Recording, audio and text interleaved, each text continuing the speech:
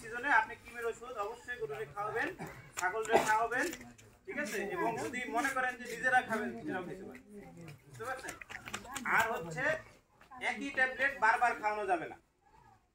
এলটিবেট বলেন, রেনারেক্স বলেন, একই ট্যাবলেট বারবার খাওয়ানো যাবে না। তাহলে খাওয়াইতে হবে, যদি আপনি বর্ষাকালে রেনারেক্স খাওয়ান, আপনি শীতকালে যা হয় ইনজেকশন করবেন, নাহলে গ্রুপ চেঞ্জ করে দেবেন, ঠিক আছে? আবার পরে আরেকটা গ্রুপ চেঞ্জ করবেন, ঠিক আছে? কিন্তু কৃমির ট্যাবলেটের কিন্তু অভাব নাই, প্রায় 7-8 ধরনের কৃমির ট্যাবলেট আছে, বিভিন্ন গ্রুপ আছে, কিন্তু দিন শেষে আপনারা ওই একই গ্রুপ খাওয়ান। কারণ হলো কি, ফার্মাসিতে যায় কোন যে আমি ভালো কৃমির ওষুধ দাও, আমি এটা দাও, ওই আগে যেটা খাইছি এটা বাদ দিয়ে নিতেও চায় না কেউ।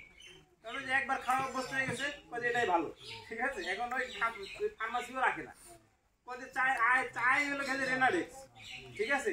রেনাডেক্স বা এলটিবেট, এর জন্য ফার্মাসিও রাখে, ভয়ে রাখে না। রাখবো কেমন? কারণ আপনি তো নেবেন না, আপনি তো ঝাড়ি মেরি মারি রাখবো কি দিচ্ছ, ঠিক আছে? বুঝতে পারছেন? এই বাস্তবতা হলো এইগুলো, ঠিক আছে? এগুলো ঘটে আমি বলতেছি। এইগুলো আপনারা একটু মন মানসিকতা যদি একটু চেঞ্জ